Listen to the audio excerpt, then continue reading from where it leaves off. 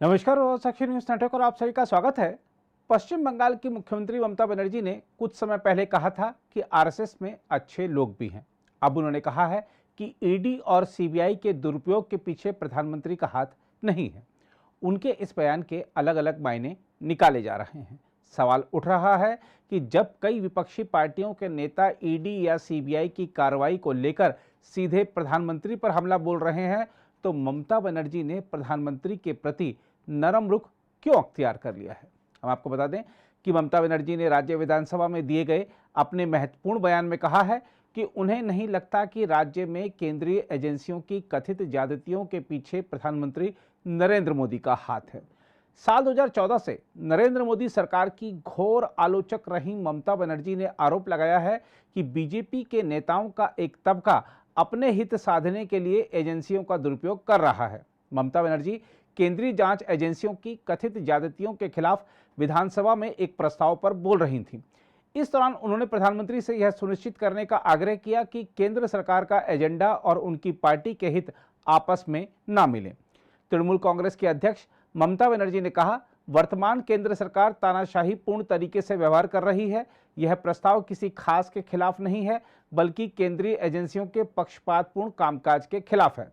ममता बनर्जी ने कहा, हर दिन बीजेपी नेताओं द्वारा विपक्षी दलों के नेताओं को सीबीआई और ईडी से गिरफ्तार कराने की धमकी दी जा रही है। क्या केंद्रीय एजेंसियों को देश में इस तरह से काम करना चाहिए?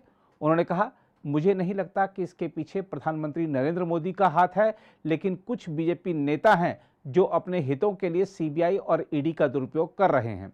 ममता बनर्जी ने कहा कि सीबीआई जो प्रधानमंत्री कार्यालय को रिपोर्ट करती थी, अब वह केंद्रीय गृह मंत्रालय के अधिकार क्षेत्र में है। यह कहकर ममता बनर्जी ने एक तरह से गृह मंत्री अमित शाह पर निशाना साध दिया है। हम आपको बता दें कि ममता बनर्जी का यह बयान ऐसे समय आया है जब सीबीआई और ईडी जैसी केंद्रीय एजेंसियां पश्चिम बंगाल में कई मामलों की जांच कर रही हैं। इन मामलों में तृणमूल कांग्रेस के कई वरिष्ठ नेता आरोपी हैं। इनमें से कई आरोपी तो जेल में भी हैं। बहरहाल ममता बनर्जी के इस बयान पर राजनीतिक प्रतिक्रियाएं भी सामने आ रही हैं। ममता बनर्जी की टिप्पणी पर प्रतिक्रिया व्यक्त करते हुए प्रदेश कांग्रेस अध्यक्ष अधीर रंजन चौधरी ने कहा है, तृणमूल कांग्रेस और बीजेपी के बीच मौन समझ खुले में आ गई है। उन्होंने कहा, यह किसी व्यक्ति के खिलाफ नहीं बल्कि एक विचारधारा के खिलाफ लड़ाई है।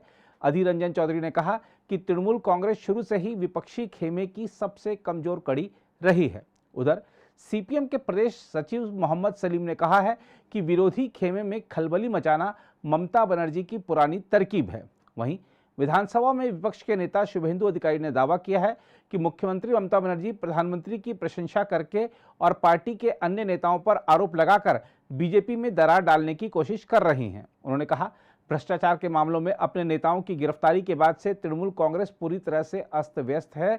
वे अब स्वतंत्र एजेंसी को बदनाम करना चाहते हैं। शुभेंदु अधिकारी ने कहा कि प्रधानमंत्री भ्रष्टाचार के प्रति कतई बर्दाश्त नहीं करने की नीति रखते हैं। तृणमूल कांग्रेस अपने पापों से बच नहीं सकती। वहीं पश्चिम बंगाल के बीजेपी प्रभारी अमित मालवीय ने कहा है कि बीजेपी या प्रधानमंत्री को ममता बनर्जी से किसी प्रकार की मान्यता या सर्टिफिकेट की आवश्यकता नहीं है। अमित मालवीय ने ट्वीट किया है कि ममता बनर्जी की पूरी सरकार के शीर्ष मंत्री, पार्टी पदाधिकारी केंद्रीय एजेंसियों के रडार पर इसलिए हैं क्योंकि अदालतों ने जांच का आदेश दिया था। उन्हें लूट का हिसाब देना ही होगा। अगर आप भी लेना चाहते हैं देश दुनिया की तमाम जानकारी, तो आज ही सब्सक्राइब करें हमारे चैनल को। साथ ही नीचे दिए बेल आइकन को जरूर दबाएं ताकि हर अपडेट आप तक पहुंच सके।